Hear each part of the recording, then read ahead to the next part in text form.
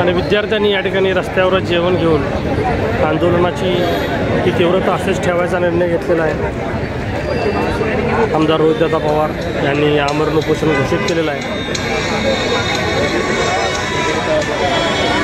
आणि विविध स्फूर्तिगीतं त्या ठिकाणी प्रेरणागीतं ही मुलांना बळ देत आहेत।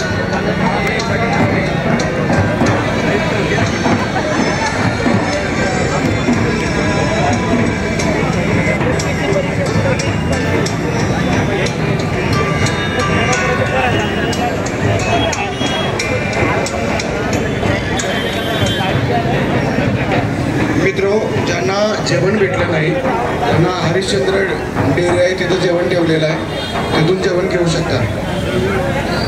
तिथं जाऊन घ्यायचं मित्रा। आणि आता थोडा वेळ आपण शांत बसायचं आहे।